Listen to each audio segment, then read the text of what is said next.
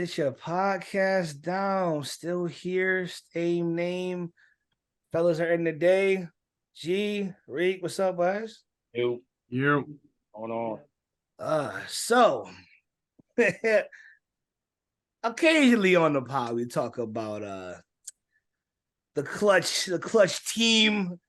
They have very interesting takes with as they amass this media empire of controlling interests in the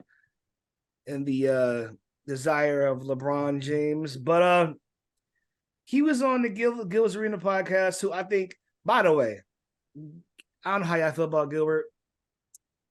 I'm hot and cold on him because sometimes his name's Gilbert, number one. Gilbert. That's a weird name. Sometimes I love his takes. Unless I'm like, what the fuck are you talking about?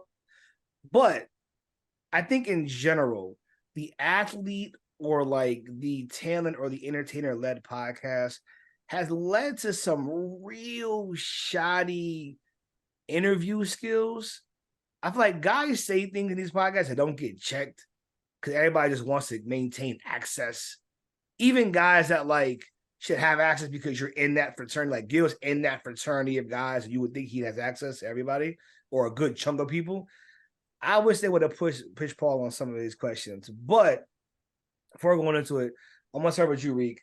What were your takeaways from the actual podcast or the episode, and what did you like? What did you think was cap? Like, give me the breakdown. I think it was I think it was good. Like they had him on there, and then like you mentioned, like you got the player led podcast. So it's like it's all NBA players and an NBA agent in there talking. But like you also mentioned, like there was like no pushback on anything Rich Paul was saying. You know what I mean? So like some of the stuff you were talking about was good. You know, Black Power stuff, how to deal with, you know, if you're going to be part of somebody's entourage, making yourself useful, like all those type of things. Even though I didn't like he said, like I'm the first person to tell people their entourage needs to do this. Like, no, you're not the first person to say that. Like, come on, man. But you know, but I think like the biggest issue is like, okay, anytime he answered a question or anytime he came with a narrative that he was pushing for LeBron, they didn't ask him anything like as a rebuttal or it's like, if you think it is. So like when he's sitting there saying, well, LeBron is the greatest because nobody dealt with more media scrutiny, I was like, none of that has nothing to do with basketball. And y'all a bunch of NBA players. So like, and even when they argue every day, none of the stuff they argue about who's better than who is based on off the court stuff. Man, were they dealing with this? Like, when does that make somebody the greatest at anything?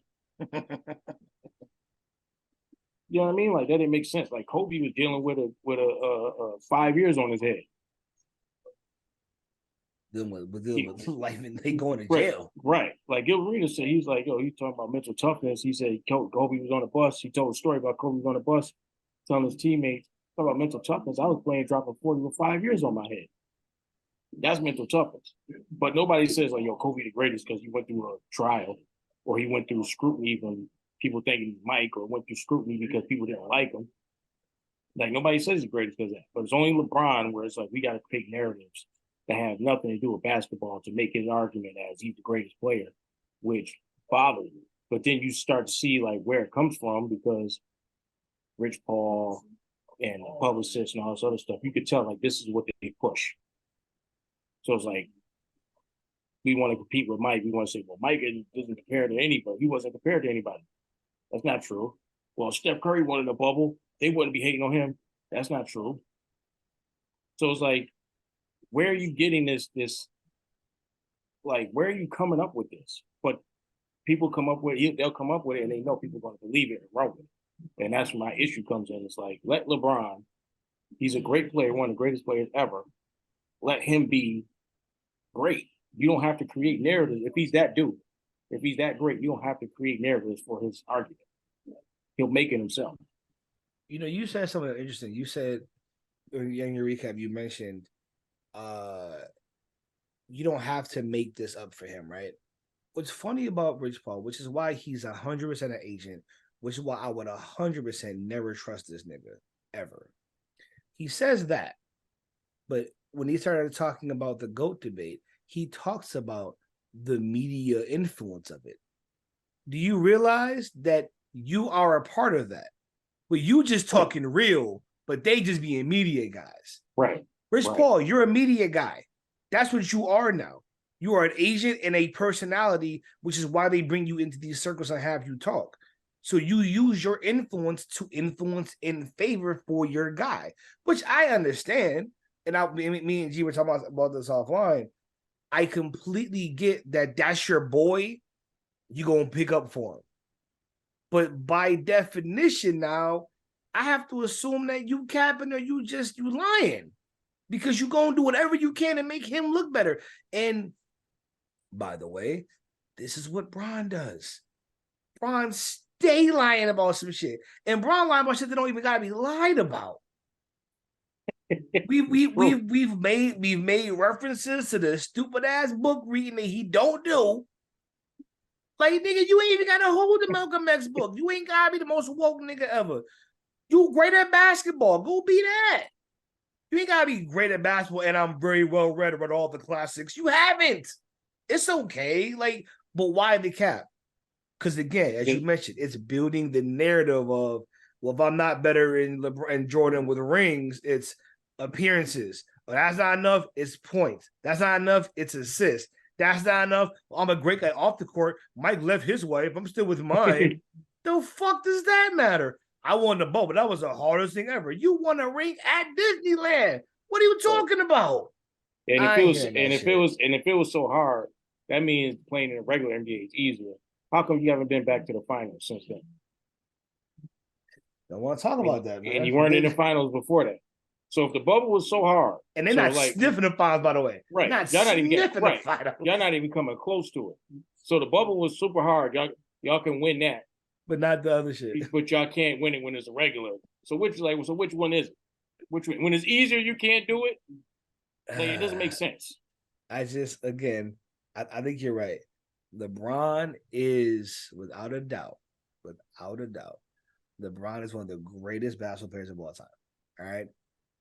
Where you have him in that top 5, top 10, not discussing, but he's there. Let's say he's there. Cemented there. Okay, fine. The other extra shit I don't get. I don't like. I don't think it makes sense. But these niggas just keep doing it. You know, this is like when people try to say Prince is better than Mike. So he's like, well, they always do the same arguments too. It's like, like Prince plays more instruments and he's a musician and he does this. You're not Michael Jackson. It's not. You're not bigger than Michael Jackson. No one was. Hits. Right. You don't have the hits like Michael Jackson. You got hits, but you don't have his hits. You haven't done what he's done. You don't have, he's at this hotel and a sea of people show up. Screaming, crying. Oh my God, just to see him.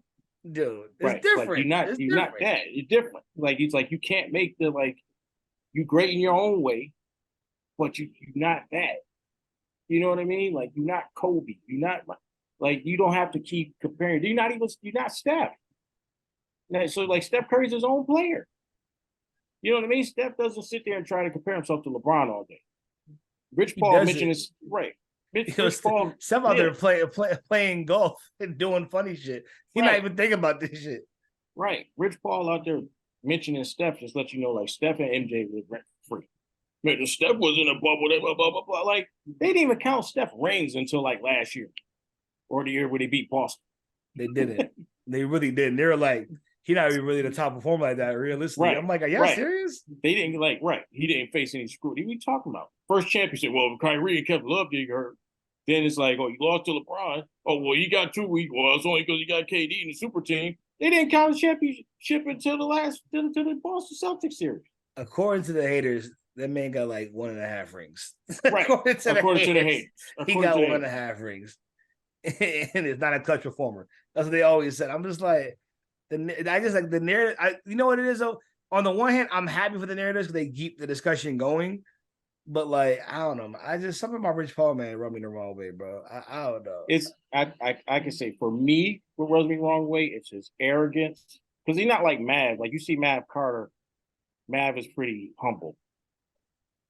Rich is like very arrogant and makes it seem like he didn't like if LeBron didn't have him become an eight. Like he would be in these offices, these meetings, and all this stuff without LeBron, which ain't true.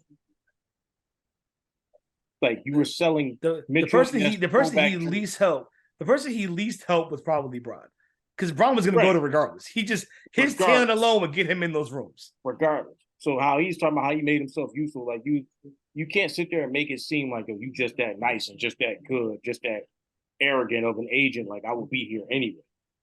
Like you can't You like, wouldn't without and that's LeBron. what You wouldn't be right, at all. and exactly, and that's what bothers Yeah, people. Like lucky.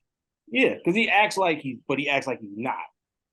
So that's the whole thing that bothers people, like his arrogance. Like yo, like dude, we know how you got here. Like it wasn't like you worked your way up and built this arrogance through your hard work. Like, That's you what I weren't was being, saying. That's what I was saying earlier. He did. There's nothing he did to cut his teeth in this industry or to be an influencer the way he is outside of I befriended the right guy at the right time. I sold the right jersey to the right person. You were selling throwback. That's how LeBron met you. You selling Mitchell and Ness throwback jerseys back in the Fab 2002, 1, 03, big jerseys, big pants era.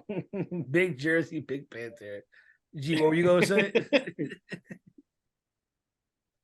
No, I think he started off a lot of his arguments in the direction where I felt like there could have been a really good conversation, but then he just said a bunch of nothing.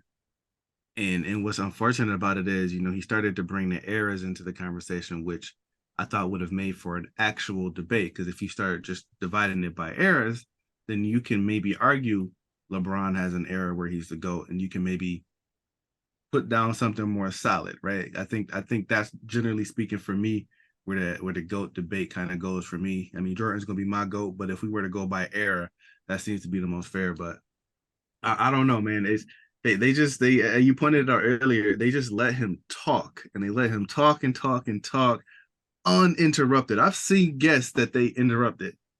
I've seen guests that they kind of, they ran the show. This was pretty much like Rich Paul's interview. Honestly, it could have been his podcast. Then you got McCants over there just agreeing with literally everything. Like there was no pushback.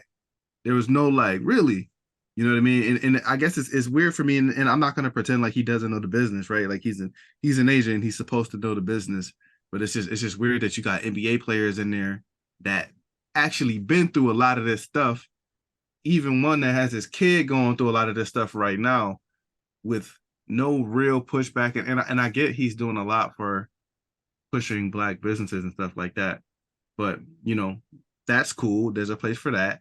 Just because he's doing something good there doesn't mean you can't check him on some other stuff that he's trying to get away with. Yeah, I think when they realized they couldn't catch Mike as a player, they started creating more narratives about everything but basketball. And then when you bring it to basketball, they make it about everything but rings. And yeah, don't let him sales talk his way out of it. Make him come up with something concrete. Don't talk in circles for 15 minutes. You said and then be like, yo, I just answered your question. My bad. This is why that answered your question. Don't tell it. I got ears. I heard you said nothing. This is also, I think, because of what I do, I hear a salesman in him. And this is why I worry about sometimes what people say. Because if you go through the comments on Gil's on a podcast episode for the with Charles, oh, this is a business masterclass. This is. I'm like, let's understand something pretty quickly. He's doing a lot of sales talk. There are not nearly as many gems as people are acting like are in this shit. You got to remember something. He didn't build a product. He didn't build anything. What he did was off the back of a already coveted item, he sold it. If I give you 100,000 diamonds right now, do you have to do much to tell people what a diamond is? Do you have a lot of them? Are you gonna make a lot of money? Yes. That's what you found with LeBron. He was already a known quantity, known entity. You built off of that. I don't hear all this business acumen bullshit now. Like, and if you're gonna give me a real tip, give me an actual tip. He's just talking, pause. He's just talking in circles, as you mentioned, heavy sales shit, not acknowledging the fact that all of this shit means nothing. You still be selling Mitchell and Ness now if you weren't cool with this guy. This guy made this shit work. So don't give it like this is the tools to success. The tools to success are to find LeBron James or the next one. That's the tool. It's not all this other shit. Maybe you helped build it a little bit more than what it would have been. LeBron wouldn't be a billionaire. He'd be a 750 millionaire type shit. Maybe. But like LeBron was getting 100 million before he met your ass. Off rip. Had negative before he met your ass. Off rip. So I just feel like this is the problem I have with like, especially us, but when it's us in particular, because we here should we go with it. Black folks that get success, like, well, yeah, here's the playbook. But you missed the key pieces of the playbook. It don't work without him. It don't work without you making that relationship work. So talk about relationship with them more than anything else. Talk about that.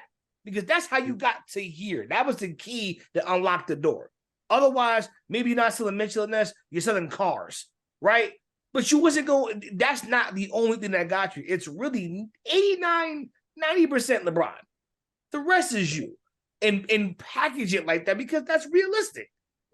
You didn't teach him how to play basketball. You didn't coach that man. You didn't train that man. Right. You can't go and talk and not acknowledge the fact that he opened all these doors for you to go to. Without him, you don't have these opportunities. At so you all. Can't, and you rub people the wrong way when you make it seem like you would have had these doors open for you regardless, which we know is highly unlikely. It's disrespectful to what LeBron is to assume you would have just got it without him. Right. Because you wouldn't have. Let's stop that. And that arrogance you speak to, that, oh my, it just pours out of him. Like, bro, would you pull it back some? God. Right. And you can see why teams don't like working with him. Yes. 1,000% yes. Because they sitting there looking like, yo, it's almost like Dame Dash with Jay-Z. Like, we talk to Jay, we tolerate you, Dame, because of Jay. But if he wasn't here. As much as I like Dame, when Jay-Z left, I don't care what you got to say. You are not looked at the same in the industry now when you are not next to Jay. That was the talent. He made it all possible for you to have that bravado. Now, you're just a nigga talking shit. I hate to say it, Dave. You're just a nigga talking shit, bro. And also, I would have wanted them. Last thing I want to say about this. Why did they press him about the money he lost to people? I'd have asked that shit. Yo, great businessman. It must be nice to have LeBron on speed dial. So every conversation everybody has with you, they have to worry if that's going to be their chance to speak to LeBron or not. And but that's foul. I'd ask it anyway. And I actually think like Gil is part of because one thing like Stephen A mentioned this earlier today, talking about, there wasn't social media and all that stuff like what Mike was playing. But he said, why don't you ever mention the resources that you guys have now? So he said, Mike wasn't out paying guys. This is Stephen A said, wasn't out paying guys to keep scrutiny away from you and to boost you up. So I think Gil is one of the people that he uses to boost him up. Because before he's got cool with LeBron, you can see like Gilbert had a different opinion on the GOAT debate. He did. It's very clear. It's a change in him. Yep, I remember that. Right. The same thing. Like you can look at Nick Wright, looking like all them dudes that became like LeBron, like super LeBron apologists or super LeBron narrative pushers. And you can go back and look at their old tweets and everything like that, and they were not looking at LeBron as the GOAT. Something happened magically. And it wasn't just like, because it wasn't like LeBron started winning 6-7 championships. It was not that. It wasn't that. What do you mean? He made everybody around him better. What do you mean? Yeah. I'd actually say, funny enough, I was jab at LeBron. I think that everybody around him worse. I'm not gonna lie to you. I think he made look at everybody after he left. Who was better? Who wasn't better? Who was better after him? Who got better with him? Everybody declined. Everybody regressed. Everybody was worse when he left. Because like when you look at it from a basketball standpoint, LeBron doesn't he dominates the ball so much, and his style of play doesn't really allow you to do what you do. So, Oh my God. Yo, I'm bad. My bad. You just reminded me. good. Rich Paul's biggest point. This is what pissed me off on the whole fucking interview. His Back biggest to point, it. his biggest point on why LeBron should be the GOAT is because they fear Mike and Kobe and they like LeBron. That was what he ended that rant with. You remember that? That's what he ended the rant with. Yeah. Well, he's a GOAT because the kids like, well, Kobe and Mike weren't as like, but they got more championships and less tries. He said the one thing about Kobe too, and I think this is what I always. There's another creator. I gotta find the guy's name. He talked about this. He said, if we say that Jordan is the GOAT, if a lot of people say he's a GOAT, I say he's a GOAT. I think most people say he's a GOAT. But if we say Jordan's a GOAT, why is the guy who most closely resembled him not in the conversation of being a top five? Like, why is that? If we look at Mike as perfection and he got as close to perfection as anyone ever has, why is he not? Like, it's weird and how do you compare those two? Right. But you know what? It's a difference between like players and then like casuals, and because the players put Kobe, a lot of players put Kobe higher than LeBron. A lot of players do, especially players that played against both. A lot Right, of them that say played against both. Cole was up there. He should be right behind Jordan. A lot of people say that. Right. So, and I think a lot of it is like I was actually saying a conversation about this the other day about Steve Nash and Allen Iverson, because they were saying like people who never played basketball always think Nash is better than Iverson, and then like all the people that play ball always pick Iverson better than Nash. And it's the same thing with the Kobe and LeBron. You got a bunch of like usually the casuals or guys that are not really familiar with basketball always say LeBron is better than Kobe, but then you got players that played against both, literally played against both, and said, "Yo, Kobe's better than him." And then he's like, "Well, no." Then they started mentioning stats and all this other stuff, and they're sitting like, It always "No, goes to a stats conversation, 100%. right." And they sit there like, but that's the only way they can understand for them make their argument. They don't understand what it's like playing against somebody or figuring out how to stop somebody. And it's like, yo, Kobe is tougher to play against. Kobe's a better player than LeBron. It's like, why aren't you taking the players' word for that played against both? You got to come up with your own thing based on nothing that really things that you don't really know about because it's just stats and numbers. Like if you haven't played, you're not gonna understand intangibles. You're not gonna understand mindset. You're not gonna understand mentality. You ain't gonna understand mental toughness. But then you got people that play can sit there and watch LeBron fold and be like, yo, he's not mentally tougher than this man. So we know, like, yo, Kobe played against LeBron in the finals. Kobe probably gonna win. Mike played against LeBron in the finals. Mike is probably gonna win because you don't watch him just fold up like LeBron. Like they act like that stuff doesn't matter. A lot They of don't understand know. the game Because they don't know, right? Because they don't know. I was listening to somebody talk about how like you look at the end of the game box score and you see somebody drop 25 points, right? And you think, oh man, he went off tonight. But then you look at their stats and they shot like 4 for 18, right? That tells a different story. I mean, they went to the line a lot, but somebody was giving them a problem if they shot 4 for 18, even though they got their points.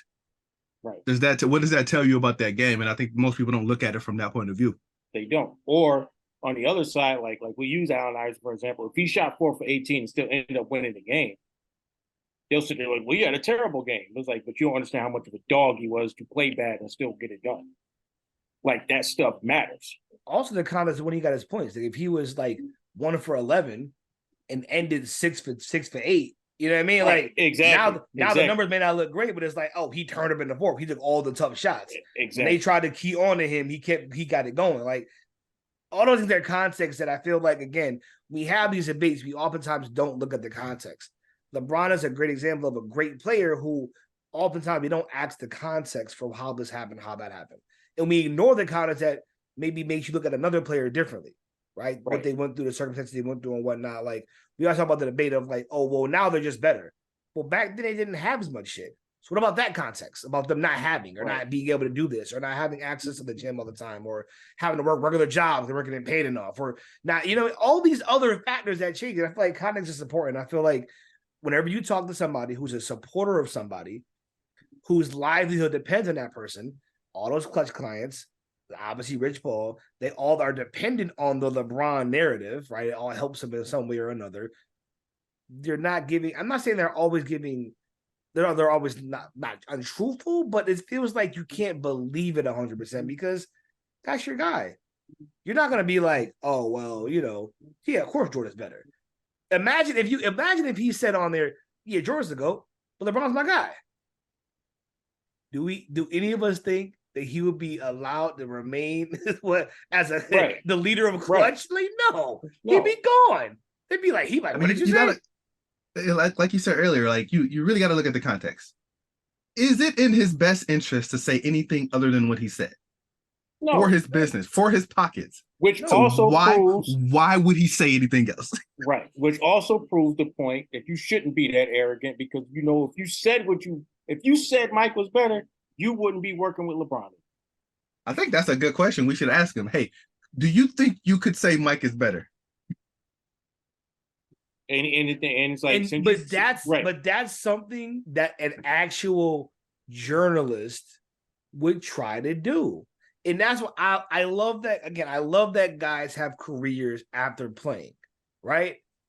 But at the same time, I'm like, y'all just trying to be friends, which is cool, but we have less engaging conversations because you're not actually I guess what they said, the hard hitting questions. You're not asking that. Right. You're saying, yo, man, what's LeBron's favorite food to eat at night? That shit cool, man. Okay.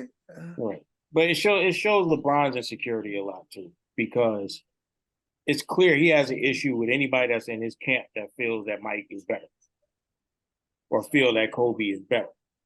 Because if you feel like, okay, because, I get like, I got friends that's Hooper too, but I know who's better players. You know what I mean? Like, I won't be afraid to say, okay, such is better than you. Like, you know what I mean? That's just my opinion. But the whole thing is, if you can't go without saying it, it's almost like he really is ruling like Kingpin, like a tyrant. Like, yo, if you said who, you said what, you gotta go. He's ruling like go. Kingpin. Yeah, you gotta. You said what? Kobe's better. Oh, you gotta go. Mike is better. Oh, you gotta go. The whole Stephen A. story. Like he said, you act like it's an insult. They're saying Mike is better. It is an insult. That's what Rich Paul said to Stephen A. And Stephen A. told him, shut the fuck up. And he's just like. Oh, side note. So I want to address that real quick. Rich Paul, when he asked him about that, he said, Cap, he said, now he went into that to me. I was thinking like, how tall is Rich Paul? Are you some imposing figure? Because I'm like, in my mind, he made it seem like he don't better to talk to me like that.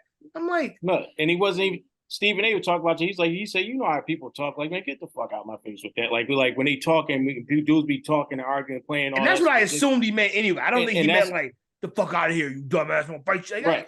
I didn't think that either. And that's what Stephen A. said it was. Like Stephen A. wasn't seem like, but that's how Gilbert Arenas tried to make it seem because they know, and that's what Stephen A. had a problem with because they know how he meant it. He said, they were just talking like they curse each out all the time on their show. Arguing, debating, all that stuff. They know it ain't like serious. So for them to ask that, Rich Paul act like, he wouldn't say that to me. Why wouldn't he say it to you? Rich. Like, yo, like the fake tough guy came out and I was just like, yeah. Right. I was sizing him up, looking in the room like, can't be nobody here. No. Nobody. Rich Paul's not he's small. Like he ain't a big dude. Pause. Like he's just like And more importantly, like you would not only you're not a big dude, not only are you not imposing, you're not known for nothing. You're not right. It ain't like you are right. It ain't like you with Nate Robinson. Like she's short, but Nate's a known scrapper. Right. He a known scrapper, right? Can jump 9 feet and can scrap. Yeah, I mean I'm gonna fight that guy. Fine, but like you, come on, bro, stop it. Cut out. Right. Cut it out, man. That was weird. That was a weird response he had. Even though Nate got knocked out by Logan Paul, that's a boxing match. They ain't a street fight. So it was like that's a boxing match versus a guy that's practicing boxing on a regular basis. Right. Nate like he ain't training off of that shit. He walked in there like he didn't train. He did. Yeah, I'm gonna wing it. Okay. Right. He learned how to do some pads. He didn't spar not one time for that fight. Man got left sleeping. Oh, Nate, that made me so. I ain't gonna go back to that shit anyway. Let that go. So yeah, I mean, overall, I was entertained by it. I still feel like whenever I hear anybody connected to that Braun camp, I just feel cap every time they talk. Is what it is. But I do think again, the one positive, Black excellence, cool. I'm happy he's doing things for people. Like yeah. I'm with all of that. I'm with Black men taking control of their narrative. I'm with Black men making their own money and building legacies and all that shit. So that's good. I'll give him that. Right. That's one thing LeBron got to get credit for taking that team and having those guys, you know, find things to do to make them more useful and to build something. But it's like, just don't act like you would have been able to do that without him. Like, don't. I was gonna be this regardless. Right. Don't act like that. Don't disrespect LeBron like that. Please. Hey, what is he supposed to say? What is he supposed to say, man? You know what I mean? I The bravado is out there. I feel like what should you say? I'll give you exactly what he should have said. I'm not exactly, but I'll give you the nature of it. Him showing humility is something that would be well received from the Clutch team. Because realistically, you don't see. I think Maverick, you said, does that a little bit. I think he does to an extent. LeBron comes off like as really like he comes off as fake humble. Rich could have tried to show some actual humility, like, yo, man, listen, it worked out, figured it out, we were able to make this thing work, whatever. But like, thanks to this, and this, like, he could have came off humble because LeBron don't, and he leads that team. They all came like, oh, well, I'm just better than everybody else. Okay, fine. You can talk your shit a little bit. That was a chance for him to be like, okay, especially if you want to, because I think to me as an agent, building relationships is important. You don't build them being a cocky asshole. Because that's the word around you is you a cocky asshole. And you get on there and you show exactly that. I'm the greatest. Are you? Or did you connect to what you call the greatest? And that's why you can do this shit. A little bit of humility, I think, would have been refreshing to hear, personally. You ain't got to, but your perception hasn't changed. You're going to be the same guys and going there and be like, fuck, who we got to talk to today for a contract? Rich Paul. Fuck. All right. That's what's going to be. If you like doing that and you like fighting and doing that shit, then you did the right thing, I guess. Imagine how he sells his clients. If he sells them anything like LeBron, like he's probably making these dudes look like the Avengers. Anybody that's on the Clutch clients, like, yo, LeBron is Iron Man, then whoever, like Trae Young is Captain America. Like he gives them all superpowers. It's like these dudes. I mean, unless you follow the favor, then you getting treated like Black Widow and shit. Right. Because this nigga, who is it? Nerlens Noel, he ain't get treated like that. That man answered the phone for his ass, cost that man millions of dollars. Shit. As a Knicks fan, I'd have been like, yo, why you do my man Nerlens like that? What happened? Right. You give us some details on that? And you costing guys, making them take pay cuts to help LeBron. Oh yeah, Travis was a 6 man a year. Why did he come here for $3 million? That's crazy. Right. When he got offered 20 a year. That's who paid that man 17 million is what I want to know. Where you get this? We get his money from somebody else? A LeBron private stash? What happened? Cause that shit sound wild. You want to go win a championship? Okay. Right, turn down 20 to go play with the Lakers. Yeah, where you could be on the bench and not be you. If you coming off the bench being 6 man a year, Doc Rivers let you cook, why would you go to a situation where you're not going to be able to cook and get paid less? These are the questions we need answers to that we did not get. I mean, Rich Paul answered them. What do you say? He said sometimes you got to look at yourself and know what your role is. His role should be shutting the fuck up and getting the bags. That should be his role. He did say he did that. He should keep doing it. I know that's his role. He should be there continually. Yeah, I think like a lot of younger people don't understand what makes people not like football, but they will when they get older. They will when they get older.